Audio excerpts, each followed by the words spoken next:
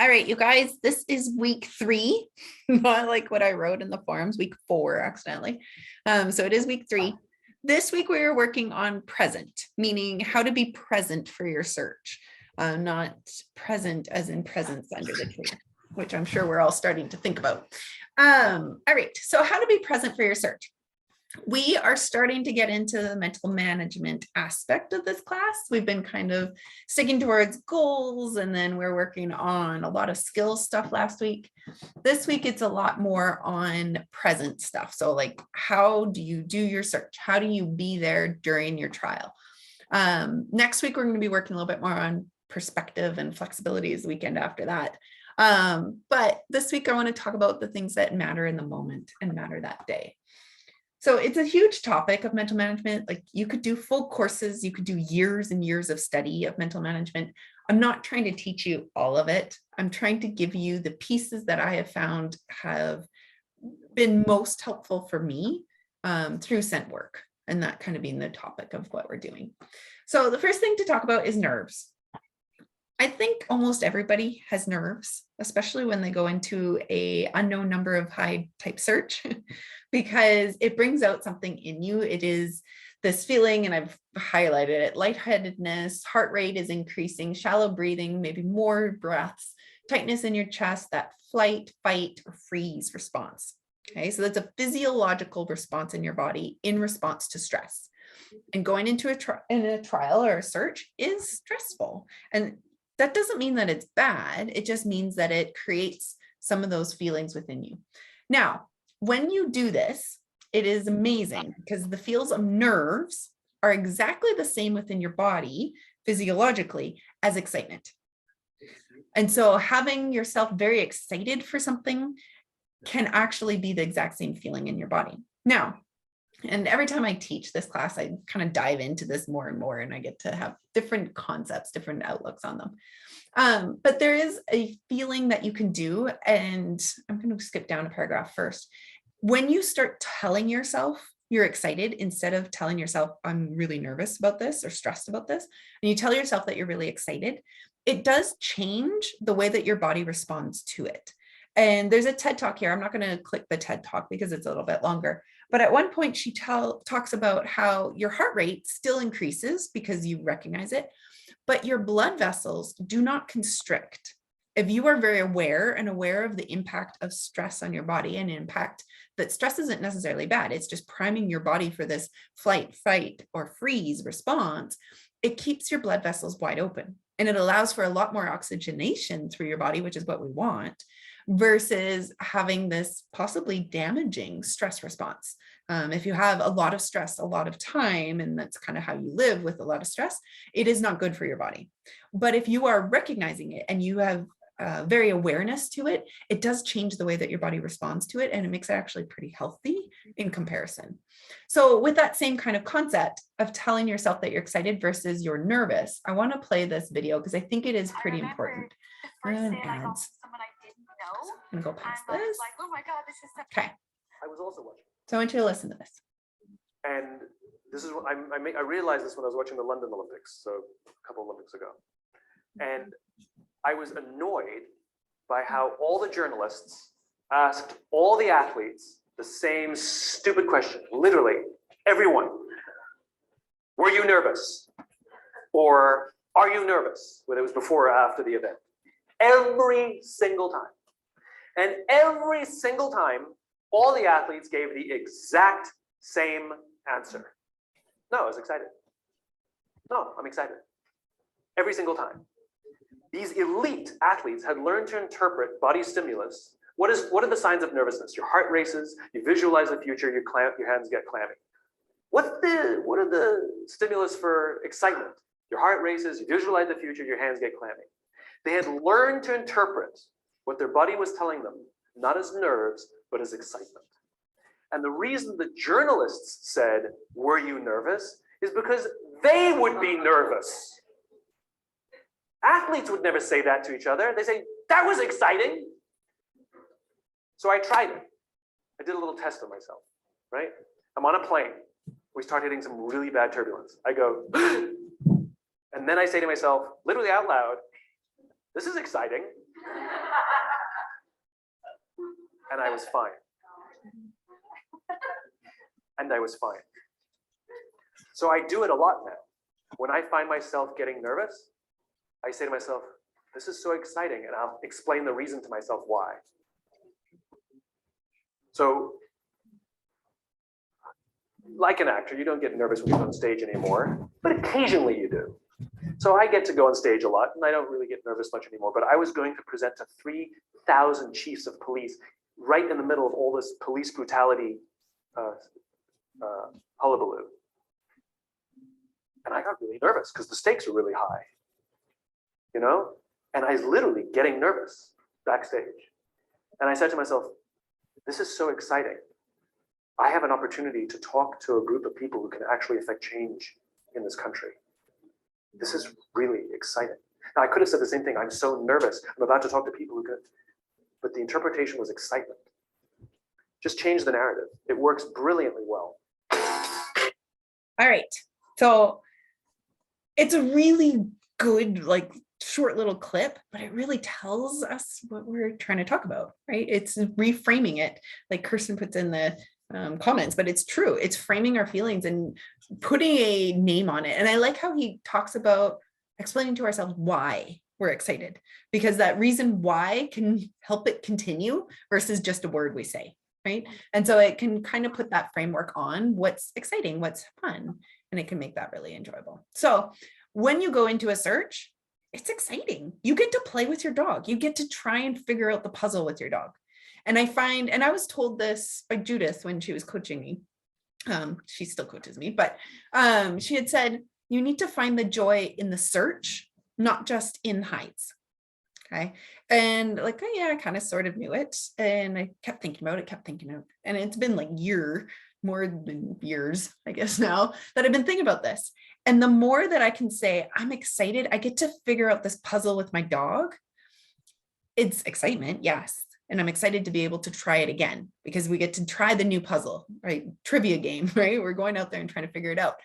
But it put the framework in to help me figure out how to enjoy the search, because it's not about the hides. If you're just working hides and trying to figure out yes, no, it's not the joy, right? The excitement there isn't necessarily the same. But when you can start thinking about it, like, we get to figure this out together. Okay, here's a new puzzle. Let's try and figure out this new puzzle together. It really starts changing the concept in your mind, and it allows you to put different framework. So for me, that worked really well of trying to figure out why I was excited. And that's a big reason why I'm excited to do the searches. So when we do this, being mentally prepared is important. And there's a great article here that was written for the sport of archery. And it's talking about a whole bunch of different steps to go through. And I'm going to let you read that. I don't think I need to go through it. It's a little bit advertising, but it's not too bad. But it really kind of talks about the same things, because the sport of archery requires that same quietness and reflection and observation and all of the same breathing and all that kind of same stuff that is really important for scent work, versus maybe sprinting might be a little bit different. The archery one was really quite applicable, and I thought this article was a really good one. And so it was a good one to go back to, and I think it's applicable. The only one that wasn't is talking. They talk about, like, talk to your competitors and talk to people around you to help process those feelings. And I think the processing is good, but be aware of what you're talking about, because we're still talking about our sport. Our sport means you can't really talk about the search, you can't really talk about the hides, but you can talk about generalized things. You can talk about how you're worried about it. You can talk about how you're excited about these things. And so talking is not necessarily bad, especially if you've got a partner that's willing to be your backup and kind of bouncing some ideas off of. That's not a bad thing. But be aware of who you're talking to, where you're talking, because it's very easy for people in a parking lot, even if you're talking to a friend who's already done the search or not doing that search at all, for somebody to overhear it and apply it to their search, even if it is not their search. They don't know that, and they might apply it to their own searches. And then it becomes really hard, because even if it doesn't, like, give them an edge, it can get in their head, and they might not call something, or they might call something in response to what they thought you heard. So that becomes a problem.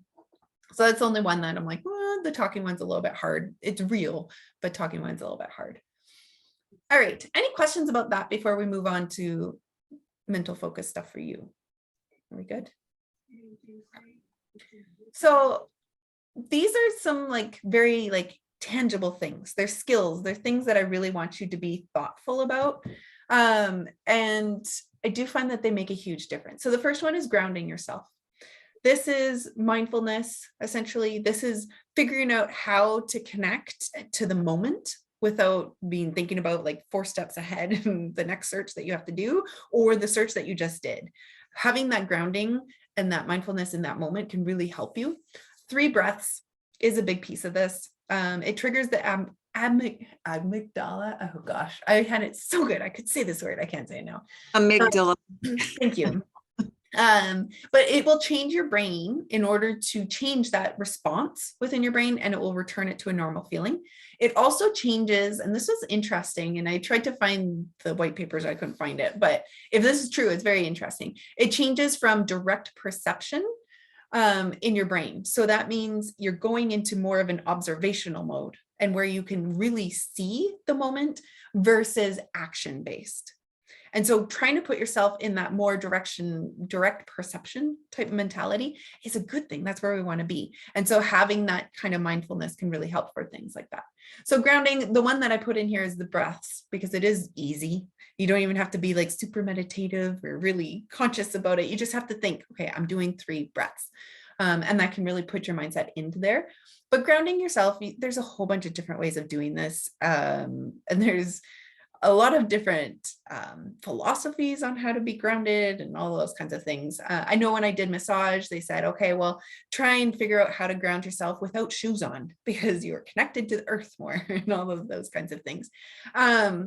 Yeah, they work, but you just have to figure out how to put yourself into the moment. And that's normally breaths will reduce your heart rate just a little bit so that you're able to think a little bit more. I find I don't get quite so lightheaded if you can ground yourself. And sometimes it's just a breath. And if I'm nervous about going into a search, which happens a lot actually in elite for me, because those nerves are there. Guess what? I'm not nervous about them. I'm kind of excited about those feelings because it means that I'm able to do my best, because your best performance is going to come out of those moments. But grounding myself is good. So I might have some slow breaths with Tana, who's like crazy high because she's very excited to go into her search area. It forces both of us to come down a little bit, and that arousal level comes down in her, and it makes me a little bit more focused. So for me, I sit in that last chair. I kind of think about, okay, what's my search area going to look like? Visualization, which we'll talk about in a second. And I'll have those breaths. I might give her some cookies as we're doing this so that she's a little bit more calm and kind of in that same moment. She's feeling my heart rate go down. And then when we go into the search, we've got a better connection. So something like that can be really helpful. So then step 2 or second one to do is focusing on that moment. It is something to practice. Being in the moment, focusing in the moment. If you talk to any athlete, does not come naturally. It is something you have to work for. It is something that comes easier with time. It comes easier with practice. And so you can practice this at home away from dog sports. It doesn't have to be sport based. You can do this when you are vacuuming. You can do this when you're doing laundry. And what you're trying to do is bringing yourself into that moment. So you don't let your mind start wander, you catch it. And this is how you do meditation, is when you're meditating, you're supposed to be thinking about basically nothing, right? Or just a single thought. And so when you're bringing your mind back, you go, oh, but the dishes, no, I'm thinking about this. No, I'm bringing it back. And so then you just continue bringing your mind back, because it is very easy to slip into all these other things. You bring your mind back. So if you're doing something on vacuuming, it's a little bit simpler. There's not a lot of parts to it, but it allows you to practice this, how to bring your mind back. And then when you can start applying it to your dog, and that can really help with something. So you can practice this with your dog without even a search. Just scatter feed or go to the park and let your dog just sniff and start recognizing different things. So you're training your mind to pull back into what your dog is doing. So look for intensity. Look for or listen for your dog and what they're doing. We're trying to elicit the different senses, right? So we've got looking and hearing essentially for scent work. Direction changes and speed changes. Why are they happening? When are they happening? Ears and tails. Recognize, what does your dog look like when they're not working odor with their ears and tail?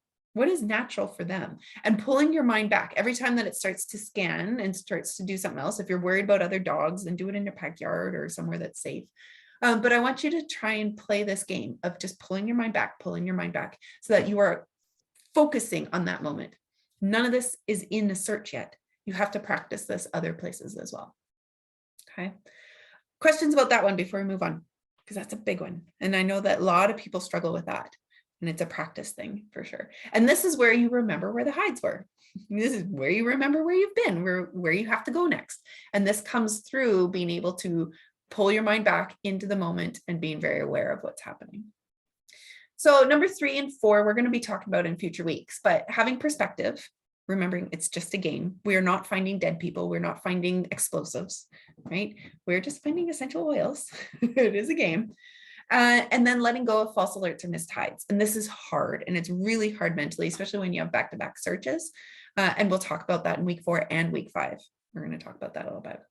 So then number 5 is connecting with your dog. And I don't think we go over this quite so much, especially when we talk so much about independent searching, independent solving, independent sourcing, right? All these independent.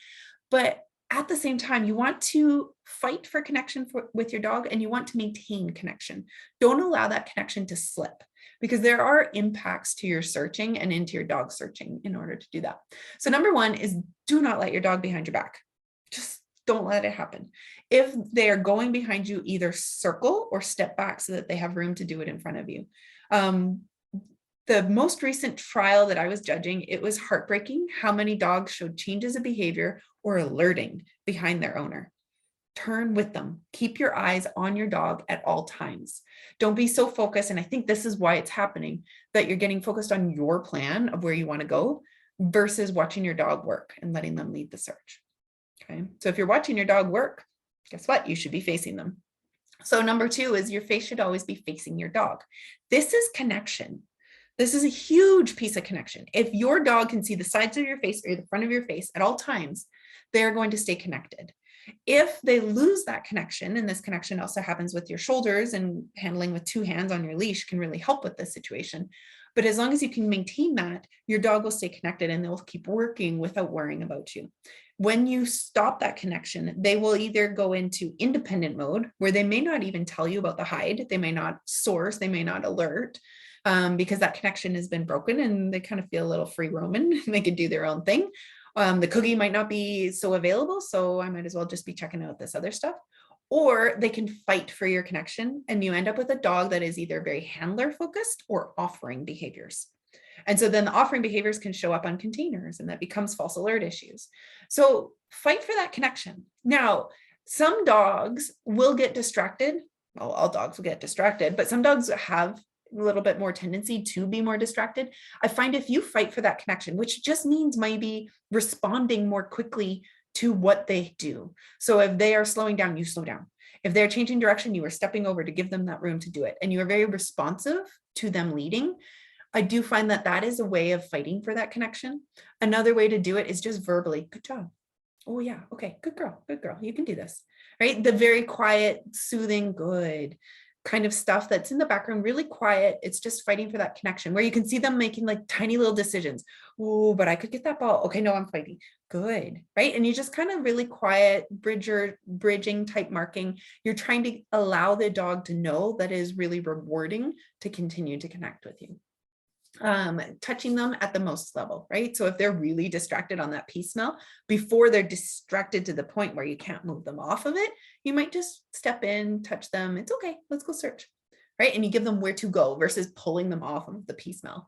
Pulling them off doesn't give them where to go, and it loses connection a little bit versus, good job, you can do this. We're searching over here. And then you help guide them to where you want to go. And that's very much more connection based, and it's not fighting your dog. And we talked about this already. Dogs that lack connection will either disconnect or fight for connection. And so then the last one is managing your wait times between searches. We are going to talk about this a little bit more in week 4 and 5. But something that I wanted to put in here is maintaining your focus and optimism between searches is really important. And I find it is very easy to get pessimistic after a no or a missed hide, and you get told, no, I'm sorry. That sucks. And that creates a little bit of pessimism. Somebody had once said, I can't remember who said this, and I wish I remembered, but people who are happier are optimistic because they only get the bad news at the end, versus pessimistic people fear the worst the whole time. So they feel bad the whole time. So I'd much rather be the optimistic person who just gets the letdown at the very end versus the pessimistic person who's just predicting that negative will happen, which sometimes manifests and you don't often get surprised. So like surprised out of pessimism kind of is not as common as being optimistic and being surprised that you are optimistic. Oh, cool. I am optimistic. Okay, great. We had the good one. So trying to be optimistic can be harder for some than others, especially when we have a history of false alerts or history of missed tides or problems or distractions, and that can be hard, and it does eat in to your performance. So having that is a little bit more difficult. I just wanted to comment on when you had said about being connected with your dog and talking to them and kind of getting, back in touch with them. Yeah. I was watching your video on you and George with the slippery floor. And that was such an eye opener how you were talking to him. Yes. And kind of just like giving him reassurance, even though he was just all over the place. So I guess to me, I just never would think that in a trial, but that was such a cool eye opener. So I just wanted to comment on that. The timing of it too. So it's not like I'm talking and then he becomes handler focused, right? So then if that's the result, then maybe that's not where we're trying to get, right?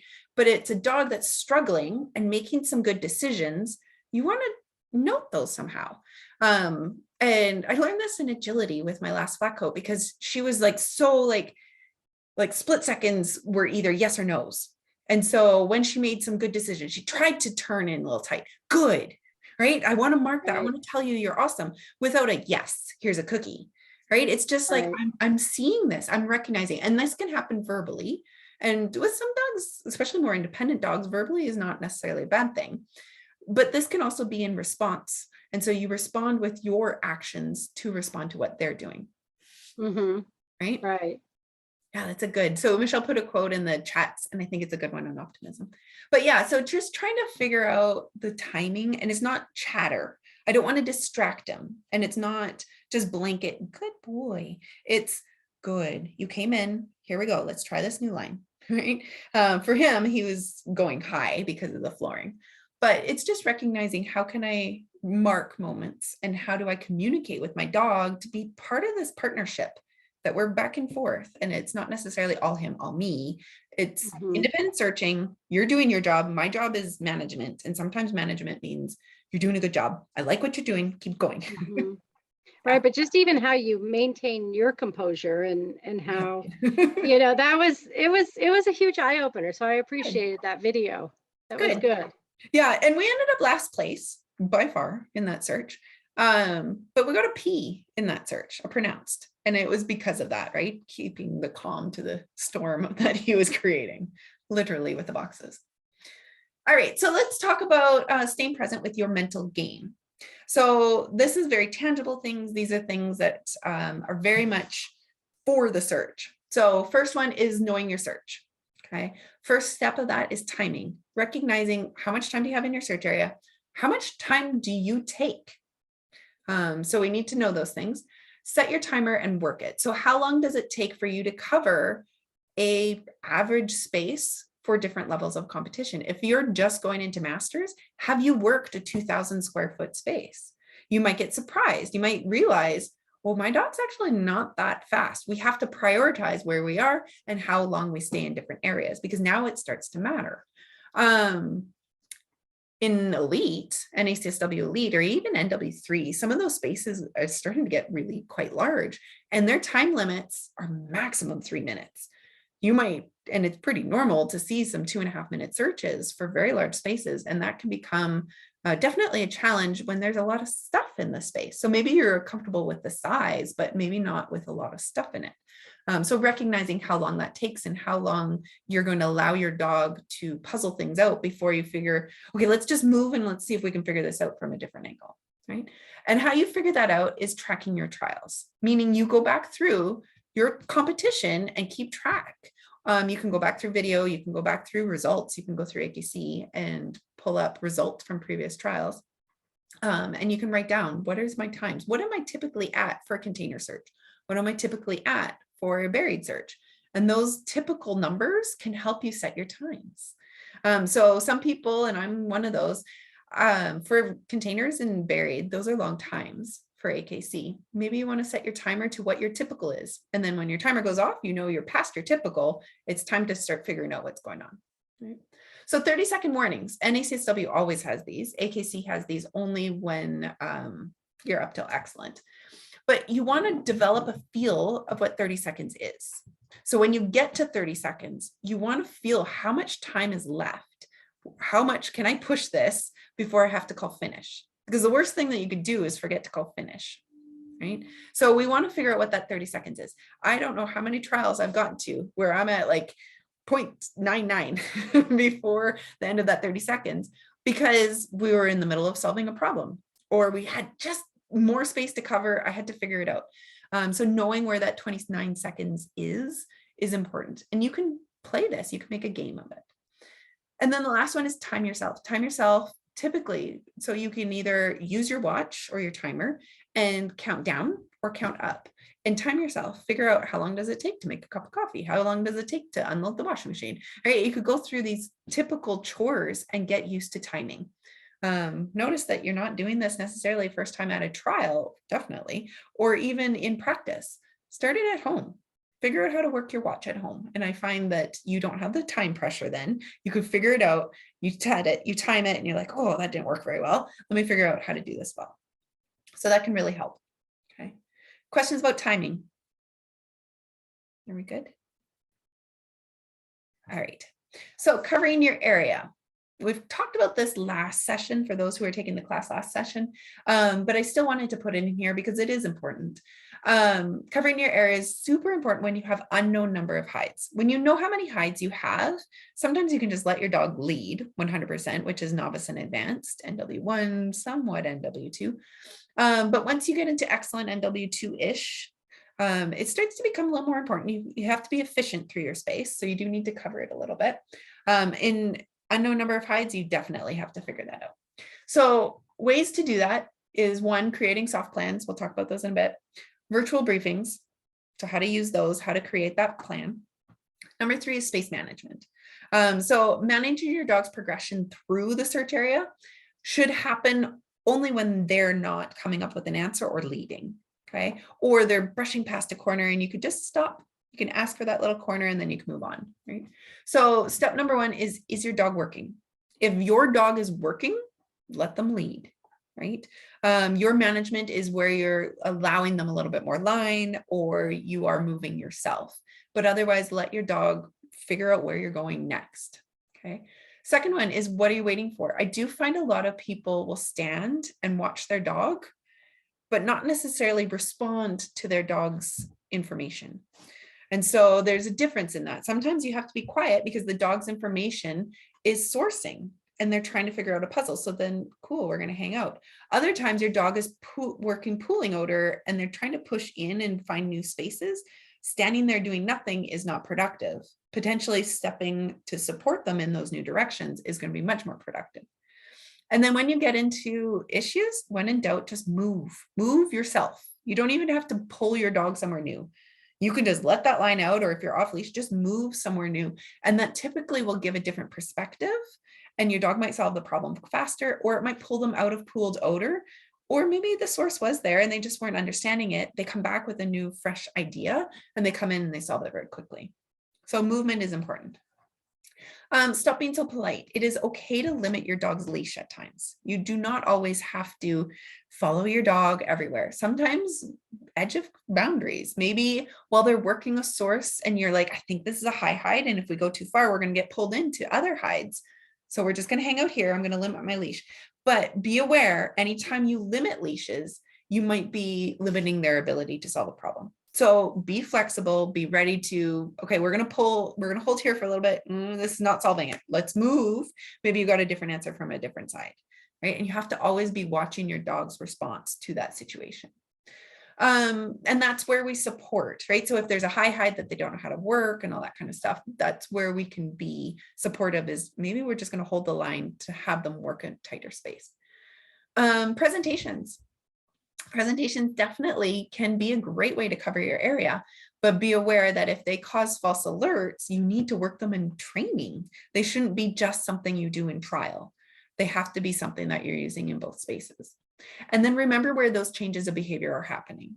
So you might see a zigzag, you might see that little speed up, slow down, you might see some sort of change of behavior that go, oh, what's that? And forget about it, right? Don't forget about those moments. Note that spot. Some people will verbalize that spot. They'll go, okay, I need to go back to the table over by the chair, right? Or maybe you just note it, or maybe you just stay there. You don't let your dog move on. That's that polite thing. Depends on your dog, depends on your team, depends on the situation. That's where you get the typical, like, it depends answer. But note where those changes of behavior happen. They are important. Okay. Number 4 is productive areas. So as we do this, we need to recognize where are productive areas. These are spaces that maybe we need to have a little more patience. We need to recognize that our dog might need to go back to those spaces. This is typically where there's nowhere a hide is. Maybe it's nearby, but typically it's out there, kind of in the middle of nowhere. If you limit your leash so that they can't go back to that, where you're like, there's no hide there, why are you going back? Or if you rush through that space, you might be pulling away information opportunities from your dog, and it will take them longer to solve those problems.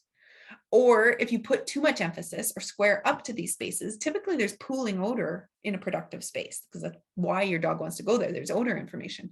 If you square up and keep your dog there, you could cause some more problems or keep your dog way too long in a space. So think big picture, allow your dog into these spaces, but be always ready to allow your dog a path out of them as well. It's hard to figure out, is there odor? Okay, cool. Yes, there's odor. Okay, is there source or no source? And that's the next question to be asking. And if there's no source, where is it coming from? Allow your dog that path to get to it. And you probably don't know the path. So be very flexible, respond to their changes of behavior. All right, so some productive areas that you might see out there are differences like sunshade, or where dry and humidity will interact, corners of buildings, right? So a lot of outside corners will have information, or where there's just pooling because of structure or open areas beside them, okay? Open areas in general, especially besides swirling air, might have a lot of information. Edges of lower ceilings. So if you come out from an overhang, especially some patio type areas, there might be some information at that boundary. And corners, outside corners especially, but inside corners can gather. So then kind of along the same point is change points. Change points are typically a little bit more visual. They might be locations where your dog finds information and it is like the piece that they need. So change points are very often outside corners. And here's an example of a search that I did where the hide was under this chair and the change point was on the corner of this outside corner of the wall. My dog had to return to that wall and the chair in front of it probably 3 times to solve that problem. If I started overhandling, I could get a false alert on the chair because it looks like the information's on the chair, but it's actually just odor information and it's a change point. Okay. Inside corners, you can have trapping, shade, humidity, and drains. Odor can collect and pool in those spaces. It's easy to get stuck. Opening between narrow spaces. So if you have a doorway, a threshold, or a structure within where it narrows in and it opens up again, you can have a lot of information, especially in that swirling that's catching on the backside. And then sun and shade. And we talked about that a little bit already, but that's typically where you're going to have a change in changes of behavior. Okay. And then the last one is visualization. So we'll talk a little bit about virtual briefings, but when you have a virtual briefing, you have a good opportunity to visualize your space. If I'm going to sit in the car, and I think I talk about this in a second, but when I sit in the car and watch a virtual briefing or at night or in the chair right before we go into the search, I want to think about the video. I want to put myself in that space. Can I see all the spaces when I close my eyes? No? Cool. I'm watching the video again. Because I want to be able to close my eyes, have a feeling of where that space is so that if I get turned around, if I have worked it and then kind of like, oh, where do I have to go next? I already have a good feeling of what the space will look like. And so then I know where I need to go next. And we'll talk about how to develop that plan next. So a big piece of this is changing your mindset from hides and objects that hides can be placed on to productive areas and change points. Because if you can lead your dog as much as you lead to those change points, you're going to solve problems. versus leading your dog to every object in a space, you're going to run out of time. Right? So we need to be open to the concept of I'm looking for changes of behavior. I'm looking to put my dog into odor, and where are those spaces going to happen? And that's our goal, is trying to figure all that piece out. Okay. Questions about that before we talk about soft plans and briefings? Very good. All right. So let's talk about the soft plans. When we're working with it, it's important to come up with some sort of plan. Okay. And so your plan is basically areas you need to cover, but not in the order that you're going to do that. Sometimes it is, but typically your dog is going to say, oh, but then there's this. Why are you going to pull them off of odor just for your plan? It's not a great option normally. So having a soft plan allows you to be flexible to be able to try and figure those things out.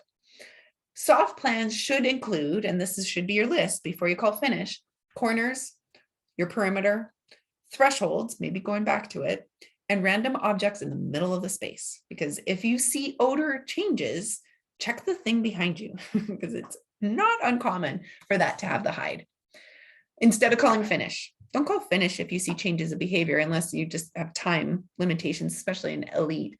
In AKC, you have to be perfect. So it's a risk either direction. Maybe take the risk of calling alert on something that sort of, or working the space a little bit harder. Maybe you have to be a part of that work, versus calling finish and you know that you're missing something.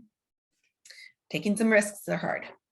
So let's talk about using your virtual briefing. When you have a virtual briefing, it's important to be able to look at it and get a feel of what the space is going to look like. And we've talked about visualization, but being able to put yourself familiar with the search area will give you a huge advantage, because then you won't feel so lost. You'll know where to pick it up, and it will be much easier to figure out where you have found hides and where you have not been yet, because those things can just pull in as you go because it's familiar. In addition to those visualizations, you can create soft plans. So we're not looking for objects, we're not looking for hides, we're looking for where these areas are and where can odor information be. Okay. Keep in mind that these virtual briefings are typically taken before the demo dog is run, and possibly before even hide sets have been determined.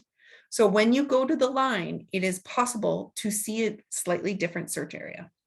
So being flexible and understanding objects can change.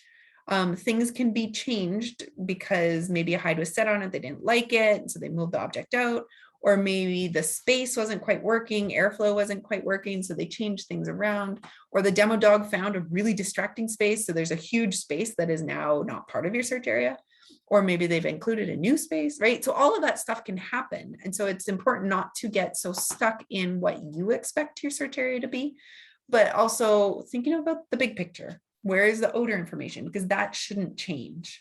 Okay.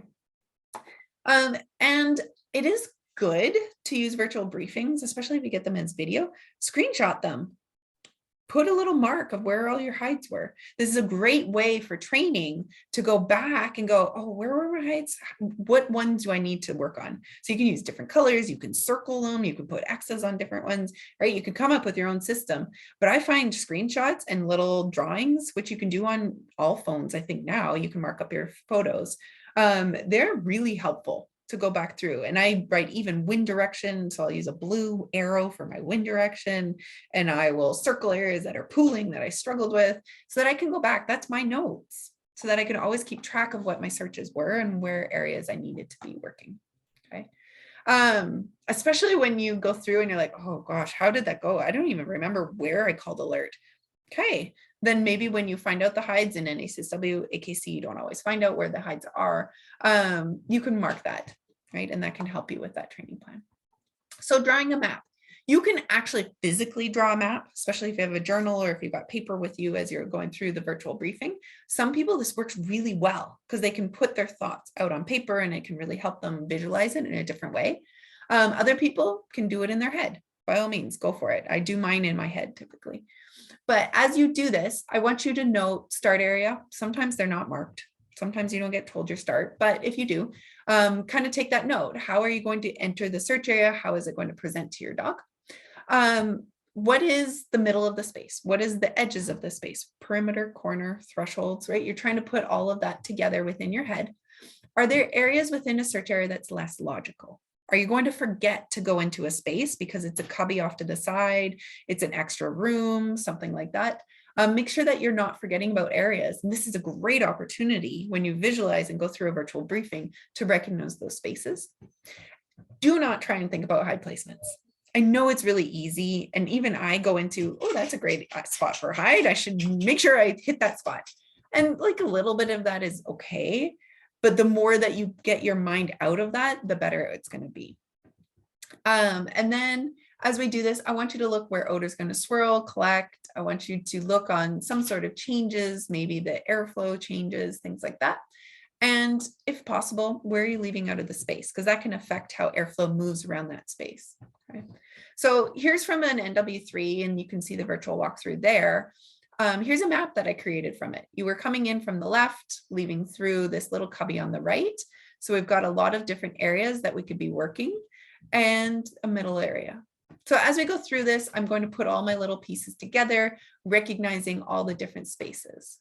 So I've kind of written that out for you of my thought process on that one specific map that I drew for this one. But I want you to see if you can apply this to future. Hint, hint, that's your assignment this week, is trying to apply that. So Janelle asks if there's anything that we should be doing for containers or vehicles where you don't actually see the setup. Yeah, so great opportunity to not look for hide placements because you don't get the hide placement, right? You don't even get to see your containers typically. And this happens in AKC as well for virtual briefings, that sometimes those berries in the containers are not set out. Sometimes the containers are set out, typically the vehicles are not because they're not available to the morning of. But in those spaces, you're going to see the surface. You're going to see airflow. You're going to see possible different elements that can affect how that airflow is going to be there. So with that in mind, let's pull one up. Let's figure this out because I think that is an important thing that we can be looking at. So I'm going through to NACSW virtual walkthroughs. For those of you who do not compete in NACSW, this is an amazing resource. You can look at a whole bunch of different search areas to get a lot of different ideas of how search areas might come apart. So here's one. Here is a container search. This is in NW3. The containers are out there that day, so that's kind of cool. What kind of elements do we have in here? So not a lot to map, right? It's kind of a simple map. There's not a lot going on, but we can definitely come up with a game plan for how this search works. Any ideas?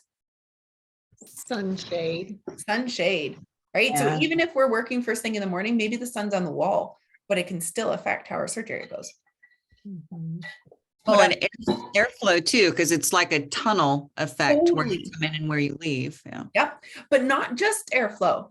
Keep in mind, you've got an outside corner here and you have a doorway here.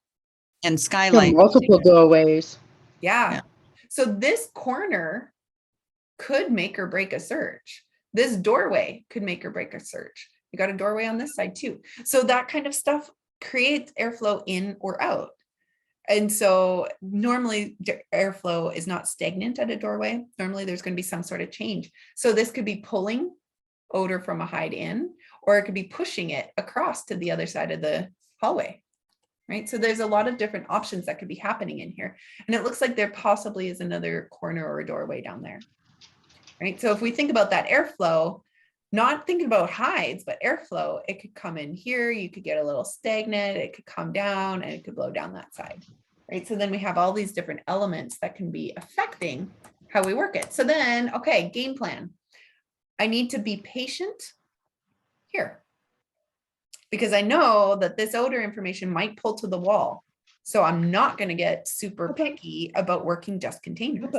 Okay. And then we also have potential on the backside of here where it looks like there's not a lot of sunshade back there. So that can affect it too. I'm gonna need to cover some padding. Sorry, Kristen. All right. So then we've got that backside.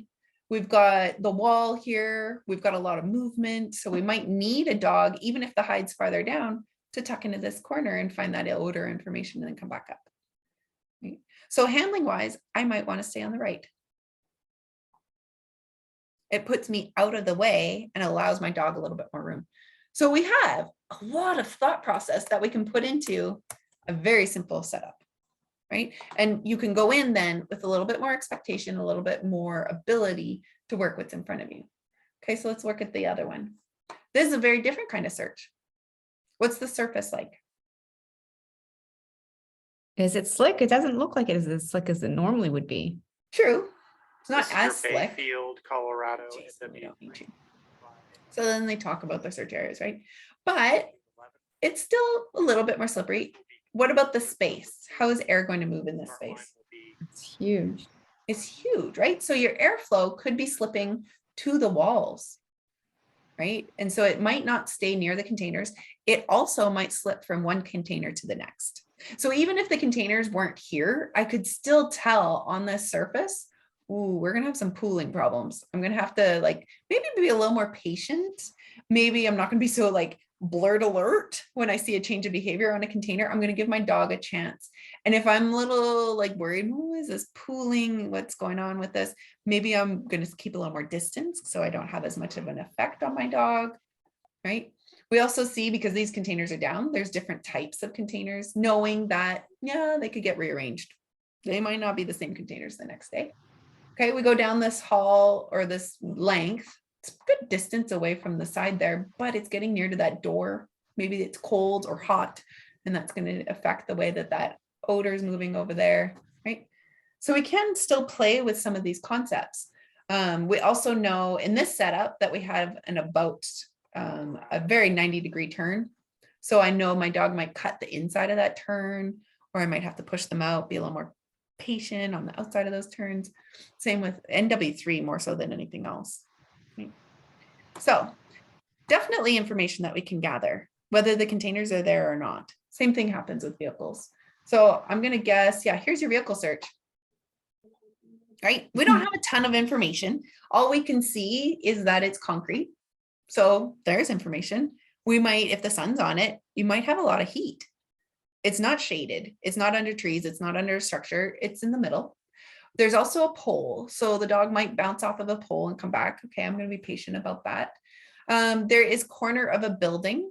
Okay, so in this kind of setup, I can say airflow, if it's coming around, it might bend around that corner. So we can have some changing direction as it moves over those containers or over the vehicles, right? Let's see. What if it's wet in the morning? Yeah, you can have a Does different your situation. Bayfield- Okay, so let's see if he gives us a different perspective. Sometimes you get different perspectives. You can also see they're spraying the grass back there. So, okay, there's humidity on the grass, Here, and there'll be 3. right? So maybe those same sprinklers show up on these too. He's not showing much more of the search area, but in it, I can hear there's wind. So then okay, there's a lot more airflow. I might get channeling through the vehicles, because if there's wind up here and I'm not at the trial site yet, maybe there's wind tomorrow, right? And then I can start Parallel. making that decision. And you can see the trees are moving even up here a little bit. Where are you? Because I'm trying to see direction of air. You might not get direction. And if you are in the mountains, if you are like Tucson, you might get changed direction based on the time of day. So it's not necessarily good to say, oh, here's the direction. It might be better to say there is wind. And that will give you that information. And then you can figure out the direction when you get to the start line. Does that make sense? Yep. So I try not to say, okay, it's coming from that direction. I'll just say, okay, that could affect it. This could affect it. And then I'm going to have a little bit more patience around those spaces, or be willing to move in response to it. Go figure out where our point is. Okay. So a lot of information, even though we don't have the vehicles yet. I'm not going to nitpick about hide locations because there are no hide locations, but I can definitely say, okay, this is what we could be meeting. So if our start line, which I think he said was here because he was pointing at it, then, okay, I'm going to come in and I'm going to face a big wide open space, however the container or the vehicles are set up. And I can kind of approach it from that direction. It gives a very much more feeling. So if you get turned around a vehicle, you go, my start line was on that side. I've got the jungle gym on one side and poles on either side, right? And that can give you that feel of what the search area looks like. So if you get turned around, you know how to get yourself back to it. So you're not recalling things or getting stuck somewhere. Okay. All right, so virtual briefings. I do find that they're important. Assignments for this week. First ones are mental focus type games. So game one is practice, let your dog go out, the scatter feed kind of thing, and pulling your mind back and practicing that focus and pulling your mind to focus only on what's happening in front of you. It is very easy to let your mind wander. So find somewhere safe where you don't have to worry about other dogs and things like that. If your dog has triggers or if you're worried about off leash dogs and stuff, find somewhere that's safe and toss a whole bunch of cookies out or just let them sniff if they're a sniffing kind of dog. Right? And watch them and train your eye on what it looks like with no odor out there. Game number two is recognize those changes in your body. So I'm nervous. Okay, recognize that. Put 3 breaths and change your mind to that different mindset. So this might be a little bit more difficult, but recognize, oh, I am nervous. Okay, I'm excited. Why are you excited? And change that narrative with 3 breaths. Okay, I want you to start practicing that. Put that into a conscious thought. Write it down on your hand. It might be that you're at a stoplight and there's a cop next to you. And it's little things like that, ooh, maybe I'm going to drive a little bit better. Okay, I'm recognized. I've got a physiological change in my body. I'm going to just do 3 breaths. I'm going to use this as an opportunity. Even though it's not that nervous, it's a little bit, you're aware of it. You're going to drive a little bit better, right? So it's an opportunity. I have a question. Yes. You said, how does your dog look when, sourcing the cookies in the grass? Mm-hmm. I find that Kiki looks the same when she's trying to find a cookie in the grass as if she's looking for scent in the grass. Possibly. Am I missing something? Oh, okay. No. And I want you to recognize, is it the same? And sometimes they will look slightly different because the minute, how they get there, how sudden they find themselves on that new smell might be a little different versus essential oils travel a little farther. They might be more in the air and then they get down to the ground, right? So you can have that change. And you can even compare this first game of the treats, maybe put out 4 like big hunks and they're really spread apart so you can kind of see it. Then put a hideout in the grass and compare that visually and trying to really focus in as you are in the moment. What are the little changes that maybe are a little bit different and verbalize them, recognize them. Yeah, good question. All right, so then your second set of games is a little bit more tangible. This is stuff for skills for you and your dog. So 30-second game.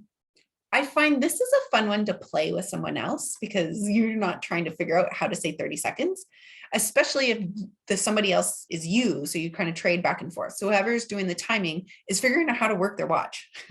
Okay, this is how I reset it. This is how I reset it. This is how I start my time. This is how I do it. So one person is yelling out 30 seconds, every 30 seconds. The other person is doing a search. It is a little nerve-wracking to get that 30-second call. I'm trying to reduce that worry in your system and learning how to predict that 30 seconds and when the next one will happen. So you want about 5 to 7 hides in a pretty large space, a little bit more complex, maybe multiple rooms, and allow you and your dog to work through all of those spaces, feeling that 30-second call. Okay. And so you can even play it as a game if you want to compete with each other. How many hides can you find? Every hide you find, you get a new 30 seconds, which is kind of a fun game that we'll be playing in last week of in-person class. But it's a fun one that you can play in this kind of mindset as well. But set some hides that are a little bit more difficult. If you've got an upper level dog, maybe set a high-low converging problem. Maybe set a deep accessible or maze type where they physically have to get to it. Or maybe 3 really open, easily accessed, and then 1 is a threshold. And how do they work? Really open hides. So kind of set that up, let them work it, play with that 30-second feel so you can start predicting how long you have until that next 30 seconds.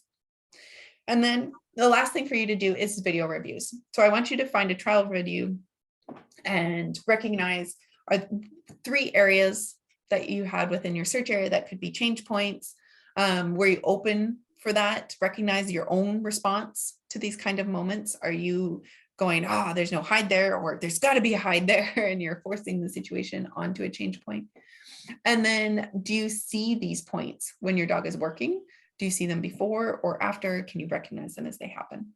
In review number 2, I want you to find just from NACSW's virtual walkthrough, which you have a link through that one NACSW video that I already put. I want you to work through and put a map down, kind of work through your space. Okay, go for it, Valerie. On the first video review one, where you say hides that you know the locations, does that mean that you knew the locations in advance? No, that you, Or so sometimes in, especially in AKC, like your dog Okay. might have been working to hide and you're like, I don't know, maybe it was a hide. So Uh-huh. I want you to kind of know where all the hides were, or at least you knew. So if you have like the video afterwards that says, oh, the hides were here. Or just, you know it, so that you know if your dog was working a hide you missed, Okay. that kind of thing. So I don't want to try and figure out, maybe your dog was working to hide there. I don't know, because you didn't know where the hides were. Okay. Normally we kind of have that knowledge, but sometimes we don't. Well, like of the most recent videos I've been getting, they have like little arrows showing where the hides It's were, kinda which nice, is really isn't nice. Yeah, Yeah. it makes our lives so much easier that we can have Yeah. that information, especially when you have unknown number in the upper Yeah. left. Yeah, for sure. Okay. Yeah, then you won't have any problem, because then you can use one of those. Yeah. And it's just recognizing those change points, especially with a search that you're familiar with, that you've done. And that's where that first one is. And then the second one is something you're not familiar with, and use it as a virtual briefing. What would your plan be? What would your soft plan be? What would your map look like? And I want you to go through those stages. So for homework in the forums, these video review ones are a little bit more straightforward. Those are kind of easy to work through and kind of straightforward. If you would like to video this 30-second game, go for it. It's going to be a hard one to video. I'm going to tell you that. They're not typically the easiest ones. Play with it. If you've got questions about it, by all means, I am happy to help out and kind of give some tidbits. Mental focus games, you can do this either by yourself, because they're really self-reflective type assignments. But game one is something that you can video and go back and review too for yourself, or post and say, this is what I'm seeing. Do you see different changes with the odor information than maybe what I'm seeing? And I'm very much happy to give my own input on what I'm seeing. So that might help too, because not everybody can recognize their changes of behavior. And sometimes we have to start learning what to see. So I'm happy to put that piece into there too. So with the game one focus game, Mhm. I could just basically sit outside, toss some cookies, video record it to see Yep. what Copper does. Yep. And then do I want to have the hide like in a Mylar bag, kind of sealed? And then shortly somehow, I don't know, I guess that's the part I'm trying to figure out, like, how do I put hurry them up up. and, Just put them up and find some new space and do it again. okay, It's not like super structured, because it's not about a hide. This is about you learning what you're seeing. And it's not just watching, right? It's like bringing your mental focus and forcing yourself. And this could be something like you recognize, this is really hard for me. Okay, if it's really hard, it should be something you're doing pretty regularly, of pulling your focus in, because I do find that it's something we have to practice. yes, definitely. Yeah. I know I need to practice more of it. Cool, thank you. Yeah, you're welcome. That's a good question. Any others? Okay.